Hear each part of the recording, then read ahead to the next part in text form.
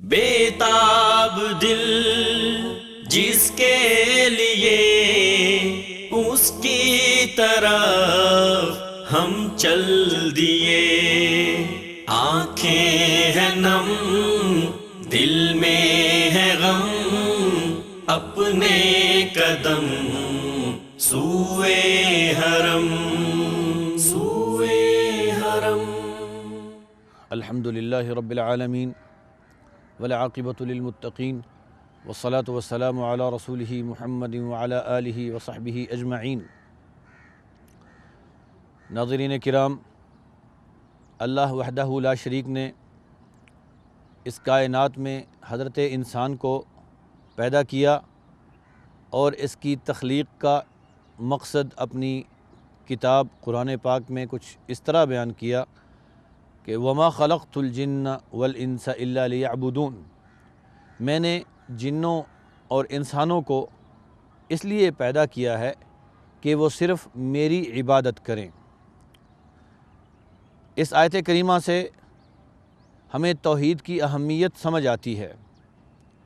कि तौहीद को कितनी अहमियत हासिल है। वैसे भी अल्लाह वहदहु ला शरीक ने तौहीद के लिए हमारी बड़ी मशक़ कराई। नमाज में हमें ये हुक्म दिया कि सूरा फातिहा पढ़ी जाए और हर रकत में हम कहते हैं इय्याका नअबुदु व इय्याका नस्तईन, हम सिर्फ़ तेरी इबादत करते हैं और सिर्फ़ तुझसे मदद मांगते हैं। तो एक दिन में या दिन और रात में 5 नमाज़ें, हर नमाज की हर रकत में सूरा फातिहा के ये अल्फाज बार बार दोहराए जाते हैं, जिसका हमसे मुतालबा किया गया है। इसका भी यही मकसद है कि अल्लाह वहदहु ला शरीक की तौहीद इंसानों के दिलों में रासख़ हो जाए, पुख्ता हो जाए, क्योंकि यही असल मकसद है। और शिरक तो एक ऐसी बीमारी है कि इंसान ने अच्छे अच्छे आमाल करके उनका एक ख़ज़ाना जमा किया हुआ है, अच्छे अच्छे आमाल काफ़ी सारे जमा कर लिए हुए हैं, लेकिन उन आमाल के अंदर एक छोटी सी आमेज़श शिरक की हो जाए तो सारे के सारे आमाल बर्बाद हो जाते हैं। इसलिए जितना ये मामला ख़तरनाक था, इसी लिहाज से इंसान की ट्रेनिंग कराई गई, इंसान की मशक़ कराई गई। नमाज में इसकी मशक़ है। और फिर हज की तरफ आते हैं तो हज तो शुरू से लेकर आखिर तक तौहीद का दर्स देता है। तौहीद ही तौहीद है। वैसे तो इससे भी बढ़कर अगर हम देखें, हज का नाम जब भी जहन में आएगा, हज का तसव्वुर जब भी जहन में आएगा, हज़रत इब्राहीम अलैहिस्सलातु वस्सलाम की याद तो नागुज़ीर है कि हज सारे का सारा उनकी ज़िक्रियात हैं, हज़रत इब्राहीम अलैहिस्सलातु वस्सलाम की यादें हैं। तो हज़रत इब्राहीम अलैहिस्सलातु वस्सलाम तौहीद का सिंबल थे, तौहीद का निशान थे, निशान समझे जाते हैं। और अल्लाह के वो पैगंबर हैं जिन्होंने दुनिया में साबित कर दिया इन्ना सलाती व नुसुकी व महयाया व ममाती लिल्लाहि रब्बिल आलमीन ला शरीक लह व बिज़ालिका उमिरत, कि मेरा नमाज पढ़ना, मेरा हज करना, कुर्बानी करना, मेरा ज़िंदा रहना और मेरा मरना लिल्लाहि रब्बिल आलमीन, कायनात के रब अल्लाह के लिए है, ला शरीक लहू, जिसका कोई शरीक नहीं है, व बिज़ालिका उमिरतु, इसी तौहीद का मुझे हुक्म दिया गया है, मुझे इसी तौहीद का हुक्म दिया गया है। तो अहले ईमान को तौहीद का ही हुक्म दिया गया है। वमा उमिरू इल्ला लियअबुदुल्लाह मुखलिसीन लहुद्दीन। और हज़रत लुक़मान की नसीहत, या बुनय्या ला तुशरिक बिल्लाह इन्न शिर्क लज़ुल्मुन अज़ीम, ए बेटा अल्लाह के साथ कभी शिरक न करना, क्योंकि शिरक बहुत बड़ा जुल्म है। जुल्म कहते हैं वद्उ शैइ फ़ी गैरि महल्लिही, कि किसी चीज़ को उसकी अपनी जगह के अलावा किसी और जगह रख देना। पैसे किसी और की जेब में चले गए, माल किसी का छीन कर कोई और ले गया, हक़ किसी का था दे किसी और को दिया गया, ये जुल्म है। और अल्लाह वहदहु ला शरीक जो اکبر ہے، سب سے بڑی ذات ہے، اور توحید اس کا حق ہے۔ اس کا حق ہے کہ اس کے ساتھ کسی کو شریک نہ کیا جائے، عبادت صرف اور صرف اس کی جائے۔ یہ عبادت صرف اور صرف اللہ کا حق ہے۔ اس کے حق پر یہ غاصبانہ حملہ کیا جائے، اس کا یہ حق لے کے کسی اور کو دے دیا جائے، اس کی حق تلفی کر کے کسی اور کو یہ سونپ دی جائے، عبادت کسی اور کے لیے عبادت کر لی جائے، تو یہ شرک ہے۔ اور یہ ظلم عظیم اس لیے ہے کہ سب سے عظیم ہستی کا حق، جو کہ سب سے عظیم حق ہے، وہ لے کر ہم نے کسی اور کو دے دیا ہے۔ اس لیے وما امروا الا لیعبدوا اللہ مخلصین لہ الدین، ہمیں سارے اہل ایمان کو، مسلمانوں کو حکم یہ دیا گیا ہے کہ دین خالصتاً اللہ کے لیے کرتے ہوئے مخلص ہو کے صرف اور صرف اللہ کی عبادت کریں، کہ اس میں کسی اور کو شریک نہ کریں۔ کیونکہ اللہ تعالیٰ نے ہمیں بتا دیا، فرما دیا، اللہ کا فرمان ہے کہ انا اغنى الشركاء عن الشرك، میں سب سے بڑھ کر شریکوں سے مستغنی ہوں، بے نیاز ہوں۔ فمن عمل عملا فاشرک فیہ غیری، جس کسی نے بھی کوئی عمل کیا، اس عمل میں میرے ساتھ کسی اور کو بھی شریک کیا۔ اس کے خطرناک پہلو کو سمجھیں ناظرین کرام۔ بندہ نماز پڑھ رہا ہے، نماز شروع کی ہے اللہ کے لیے پڑھ رہا ہے، لیکن ساتھ ساتھ ذہن میں ہے کہ فلاں فلاں لوگ دیکھ رہے ہیں، میں نے ان کے سامنے معاملہ کرنا ہے، تجارت کرنی ہے، وہ دیکھیں گے کہ میں بڑا نمازی ہوں، میرا کاروبار بھی چمک جائے گا۔ یہ ریاکاری، یہ بھی شرک میں آ جاتی ہے، اس سے یہ نماز تباہ ہو جائے گی۔ اللہ وحدہ لا شریک ایسی نماز کو قبول نہیں کریں گے۔ تو اللہ تعالیٰ نے فرمایا فمن عمل عملا فاشرک فیہ غیری، کسی نے کوئی عمل کیا اور میرے ساتھ کسی اور کو بھی اس عمل میں شریک کر دیا، فانا منہ بری، میں اس سے بری ہوں۔ اور مسلم کی روایت میں تو یہ الفاظ ہیں کہ ترکتہ وشرکہ، میں اس کو بھی چھوڑ دیتا ہوں، اس کے شرک والے عمل کو بھی چھوڑ دیتا ہوں۔ ناظرین کرام، جس کو اللہ چھوڑ دے کائنات میں اس کو کہیں سہارا نہیں مل سکتا، اور جس کو اللہ اپنا کہہ دے اس کو کسی اور سہارے کی ضرورت نہیں ہے۔ اسی لیے حضرت ابراہیم علیہ السلام کے بارے میں اللہ تعالیٰ نے فرمایا وَإِذِ ابْتَلَىٰ إِبْرَاهِيمَ رَبُّهُ بِكَلِمَاتٍ فَأَتَمَّهُنَّ، اللہ تعالیٰ نے حضرت ابراہیم علیہ السلام کی آزمائش کی، توحید میں آزمائش کی، دنیا کے امتحانوں میں آزمائش کی۔ حضرت ابراہیم علیہ السلام نے عملی طور پہ ثابت کر دیا کہ ان صلاتی و نسکی و محیای و مماتی للہ رب العالمین لا شریک لہ، کوئی شریک نہیں ہے اس کا، میرا جینا، میرا مرنا، میرا ہر کام صرف اور صرف ایک اللہ کے لیے ہے۔ اور جب یہ ہو گیا تو اللہ تعالیٰ نے فرمایا قال انی جاعلک للناس اماما، اب توحید کی اس آزمائش میں ابراہیم کامیاب ہو گئے ہیں۔ ابراہیم علیہ السلام نے عملی طور پہ ثابت کر دیا ہے کہ اللہ کے علاوہ انہیں کسی اور کی پرواہ نہیں پڑی، معاشرے کی پرواہ نہیں کی، گھر والوں کی پرواہ نہیں کی، غیر اللہ کی کسی کی پرواہ نہیں کی، صاف ستھرا کام کیا، صاف ستھری زندگی گزاری، اور صاف ستھری توحید جس میں شرک کا شائبہ تک نہیں تھا۔ تو اللہ تعالیٰ نے پھر نوازا اس طرح کہ انی جاعلک للناس اماما، ابراہیم میں تمہیں لوگوں کا پیشوا بنانا چاہتا ہوں۔ اور اس عملی توحید کی برکت تھی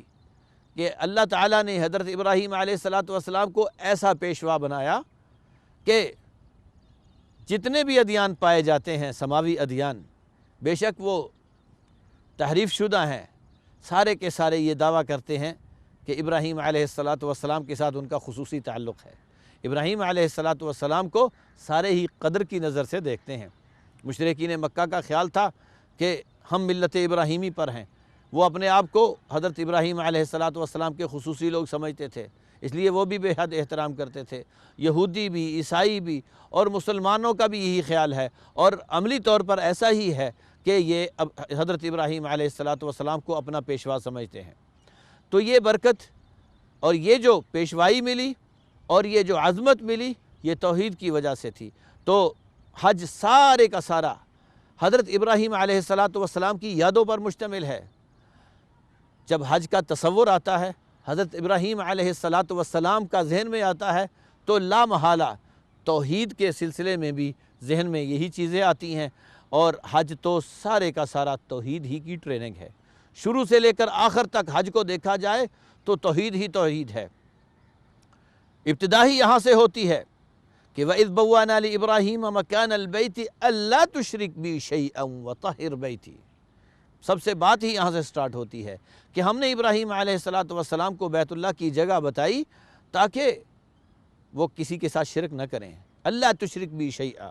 کسی چیز کو میرے ساتھ شریک نہیں کرنا، وطہر بیتی، اور میرے گھر کو بھی پاک صاف رکھنا ہے شرک کی علائشوں سے، بدعت کی علائشوں سے، معاصی کی علائشوں سے میرے گھر کو پاک رکھنا ہے۔ اور اسی طرح اللہ تعالیٰ نے فرمایا وَلِكُلِّ أُمَّةٍ جَعَلْنَا مَنْسَكًا لِيَذْكُرُوا اسْمَ اللَّهِ عَلَى مَا رَزَقَهُم مِّن بَهِيمَةِ الْأَنْعَامِ فَإِلَٰهُكُمْ إِلَٰهٌ وَاحِدٌ۔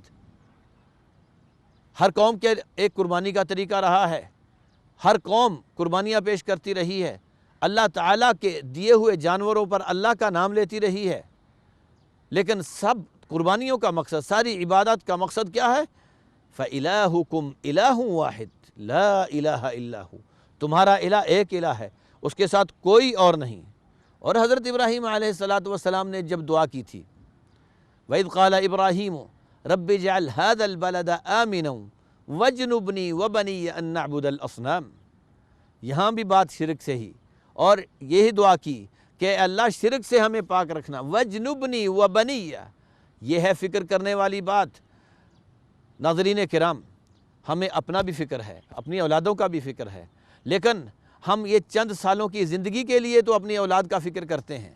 کہ یہ ان کو گھر بنا دیں، ان کو مال و دولت مہیا کر دیں، لیکن مرنے کے بعد زندگی کا وہ سلسلہ جو کبھی نہ ختم ہونے والا ہے،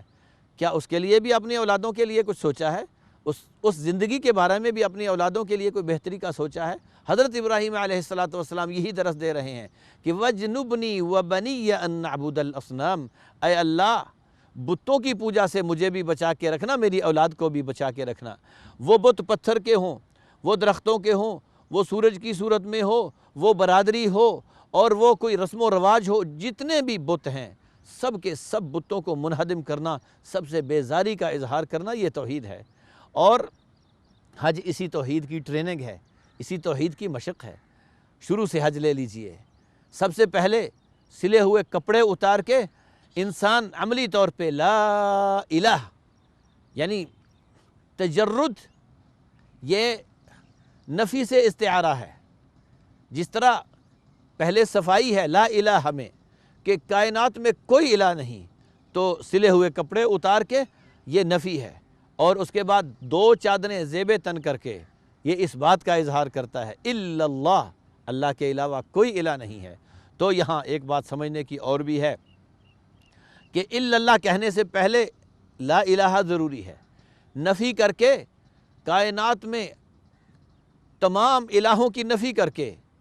صفائی ضروری ہے، پھر الا اللہ آئے گا۔ اگر یہاں بت بٹھا رکھے ہیں، لا الہ نہیں ہے، دل کی صفائیاں نہیں ہیں، یہاں برادری کے بت ہیں، رسم و رواج کے بت ہیں، غیر اللہ کی پوجا کے بت ہیں، شجر و حجر کی محبت اور ان کو پوجنے کا شوق موجود ہے، تو پھر الا اللہ کو کوئی فائدہ نہیں ہے۔ الا اللہ تب فائدہ دے گا جب لا الہ ہو۔ تو انسان جب احرام باندھتا ہے سلے ہوئے کپڑوں سے تجرد اختیار کر کے، یہ نفی سے استعارہ ہے، اور پھر دو سلے ہوئے انسلے کپڑے پہن کے، دو سفید چادریں پہن کے الا اللہ سے استعارہ ہے۔ تو یہاں سے پھر بات شروع ہو جاتی ہے، عملی طور پہ ایسا کیا بھی، اور پھر اس کے بعد احرام باندھنے کے بعد اب جو ترانہ زبان پہ ہے وہ ترانہ توحید ہے، لبیک اللہم لبیک لبیک لا شریک لک لبیک ان الحمد والنعمت لک والملک لا شریک لک۔ توحید کا ترانہ گاتا ہے، لبیک حاضر ہوں اللہ۔ اور یہاں بھی ایک بات یاد رکھنے کے قابل ہے، اللہ تعالیٰ نے حضرت ابراہیم علیہ السلام کو کہا وَأَذِّن فِي النَّاسِ بِالْحَجِّ، لوگوں میں حج کا اعلان کر دیجئے، لوگوں کو حج کی طرف بلائیے۔ حضرت ابراہیم علیہ السلام نے اللہ کے حکم سے لوگوں کو حج کی طرف بلایا۔ اب جب حاجی حج کے لیے جاتا ہے تو اس ندا پر لبیک کہتا ہے کہ حج کی طرف بلایا گیا تھا، لبیک میں حاضر ہوں۔ اور یہاں بھی توحید کا نقطہ ہے کہ یہ اللہ کو کہتا ہے اللہ میں حاضر ہوں، حضرت ابراہیم علیہ السلام کا تذکرہ تک درمیان میں نہیں۔ کیوں؟ کہ حضرت ابراہیم علیہ السلام نے اپنی طرف نہیں اللہ کی طرف بلایا تھا، اس لیے لبیک اللہم لبیک، اللہ میں حاضر ہوں، میں حاضر ہوں، لا شریک لک، تیرا کوئی شریک نہیں، ان الحمد والنعمت لک، ساری تعریفیں تیری ہیں، ساری نعمتیں تو نے دی ہیں، ان الحمد والنعمت لک والملک، بادشاہت بھی تیری ہے، ان نعمتوں کا مالک بھی اب تو ہی ہے۔ یہ نعمتیں مجھے دے کے اس کا یہ مطلب نہیں کہ میں مالک ہو گیا ہوں، تیری ملکیت سے نکل گئی ہیں، کائنات کی حکومت تیرے ہاتھ میں، تیری دی ہوئی میرے پاس نعمتیں اب بھی تیری ہیں۔ ان الحمد والنعمت لک والملک لا شریک لک، تیرا کوئی شریک نہیں۔ انسان یا حاجی یا مومن جب حج کے لیے نکلتے ہیں تو شروع سے لے کر مکہ پہنچتے تک یہ ترانہ گاتے ہیں، لبیک اللہم لبیک، لبیک لا شریک لک لبیک، ان الحمد والنعمت لک والملک لا شریک لک۔ پھر طواف کرتے ہیں، طواف کے بعد خصوصی طور پہ جو دو رکعت پڑھی جاتی ہیں اس میں نبی صلی اللہ علیہ وسلم کی سنت یہی ہے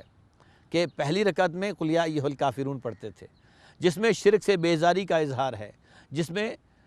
مشرکین سے بیزاری کا اظہار ہے، اور جس میں صرف اور صرف توحید کا اقرار ہے۔ اور دوسری رکعت میں نبی صلی اللہ علیہ وسلم سورۃ الاخلاص پڑھا کرتے تھے، جو کہ ساری کی ساری توحید پر مشتمل ہے، قل هو اللہ احد اللہ الصمد لم یلد ولم یولد ولم یکن لہ کفوا احد، ساری کی ساری توحید ہی ہے۔ اور اس کے بعد صفا مروہ پہ جاتے ہیں، صفا مروہ پہ نبی صلی اللہ علیہ وسلم کی سنت یہی ہے، لا الہ الا اللہ وحدہ لا شریک لہ، لہ الملک ولہ الحمد یحیی ویمیت وہو علی کل شیء قدیر، لا الہ الا اللہ وحدہ انجز وعدہ ونصر عبدہ وہزم الاحزاب وحدہ۔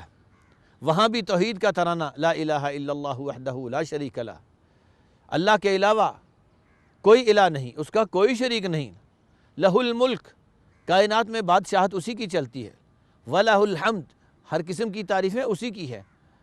یحیی و یمیت، وہی زندگی بخشتا ہے، وہی موت دینے والا ہے، وَهُوَ عَلَى كُلِّ شَيْءٍ قدیر، اور وہ ہر چیز پہ قادر ہے، لا الہ الا اللہ وحدہ، اللہ وحدہ لا شریک کے علاوہ کوئی الہ نہیں ہے، انجز وعدہ، جس نے اپنے سارے کے سارے وعدے پورے کر دیے، ونصر عبدہ، اور اس نے اپنے بندے کی مدد کی، وَحَزَمَ الْأَحْزَابَ وَحْدَهُ، یہ توحید ہے، یہ عبادت ہے، یہ بندے کی معراج ہے کہ نبی صلی اللہ علیہ وسلم وہاں تشریف لے گئے، فتح مکہ کے بعد کی بات ہے، وہاں تذکرہ کر رہے ہیں کہ یہ وعدہ اللہ نے پورا کیا، اپنے اس بندے محمد صلی اللہ علیہ وسلم کی مدد اللہ نے کی، وَحَزَمَ الْأَحْزَابَ وَحْدَهُ، صحابہ کرام کو بھی بتا دیا کہ کوئی یہ نہ سمجھے کہ ہماری جنگی مہارتوں کا نتیجہ ہے فتح مکہ، یا ہم جو آگے بڑھتے جا رہے ہیں ہماری جنگی مہارتوں کا نتیجہ ہے، نہیں، وَحَزَمَ الْأَحْزَابَ وَحْدَهُ، ہماری تو وہ کوششیں تھی تھوڑی بہت، اس کے حکم سے، اس کی مرضی سے، اور دشمن کو ہزیمت دینے والا وہ ہے، اپنے بندوں کو فتح دینے والا وہ ہے، فتح اور ہزیمت اس کے ہاتھ میں ہے۔ تو نبی صلی اللہ علیہ وسلم نے یہاں بھی توحید کا ترانہ گایا، اور پھر حج کا جو سب سے بڑا رکن وقوف عرفہ ہے، نبی صلی اللہ علیہ وسلم نے عرفہ میں قیام فرمایا، عرفہ میں ٹھہرے تو وہاں یہی تعلیم دی کہ میں اور مجھ سے پہلے انبیاء کی جو بہترین دعا ہے وہ یہی تھی، لا الہ الا اللہ وحدہ لا شریک لہ، لہ الملک ولہ الحمد وہو علی کل شیء قدیر۔ خود بھی نبی صلی اللہ علیہ وسلم نے یہی توحید کا ترانہ گایا، صحابہ کرام رضوان اللہ علیہم اجمعین کو بھی یہی ترانہ سکھایا، اور مزید فرمایا کہ افضل الدعاء دعاء یوم عرفہ، کہ بہترین دعا، سب سے بہترین دعا عرفہ کے دن کی دعا ہے، اور فرمایا کہ سب سے بہترین چیز جو میں نے اور مجھ سے پہلے انبیاء نے کہی وہ یہی ہے، لا الہ الا اللہ وحدہ لا شریک لہ، لہ الملک ولہ الحمد وہو علی کل شیء قدیر۔ حج شروع سے لے کر آخر تک توحید ہی توحید ہے، اور توحید کی مشق ہے۔ انسان یہاں اہل ایمان اللہ تعالیٰ کے دربار میں قربانیاں بھی پیش کرتے ہیں، اور اتنے احتیاط سے قدم اٹھاتے ہیں کہ مبادا اتنے پیسے لگانے کے بعد، اتنا بڑا سفر کرنے کے بعد، اتنی تھکنے کے بعد ہمارا یہ عمل رائے گاہ چلے جائے، ہمارا یہ عمل برباد ہو جائے، تو اس طرح انسانوں کی توحید پر مشق ہوتی ہے، شرک سے بچنے کے لیے مشق ہوتی ہے۔ کیا ہی خوش قسمت ہیں وہ لوگ جو حج سے واپس آتے ہیں تو اس مشق کے بعد ان کے دل توحید سے لبریز ہوتے ہیں اور ان کے دلوں سے شرک کا صفایا ہو جاتا ہے، شرک نام کی چیز سے ان کو نفرت ہو جاتی ہے اور توحید ان کے رگ و ریشے میں رچ اور بس جاتی ہے۔ یہ لوگ بڑے خوش قسمت ہیں۔ انہی لوگوں کا حج حج مبرور یا حج مقبول کہلاتا ہے۔ اس کی علامت یہ ہے کہ جب واپس آتے ہیں حج سے پھر مزید عمل کرنے کو دل کرتا ہے، اللہ تعالیٰ کی توحید کو اور پختہ کرنے کے لیے دل کرتا ہے، شرک سے پہلے کی نسبت زیادہ نفرت ہو جاتی ہے، شرک سے بچنے کی انسان پہلے سے کہیں زیادہ کوشش کرتا ہے۔ یہ حج مقبول اور حج مبرور کی یہ علامت ہے حج کرنے کے بعد۔ تو اللہ تعالیٰ سے دعا ہے کہ اللہ تعالیٰ ہمیں ہر وقت اور ہمیشہ شرک کی آلائشوں سے محفوظ رکھے، اور اللہ وحدہ لا شریک نے ہمیں اس دنیا میں جس مقصد کے لیے بھیجا ہے وہ مقصد توحید ہے، صرف اور صرف اللہ کی عبادت ہے۔ اللہ تعالیٰ ہمیں توفیق دے کہ ہم ساری زندگی اس مقصد پر گامزن رہیں، اس مقصد کو پورا کرتے رہیں، تاکہ اس دنیا میں بھی سرخرو ہو سکیں اور آخرت میں بھی سرخرو ہوں۔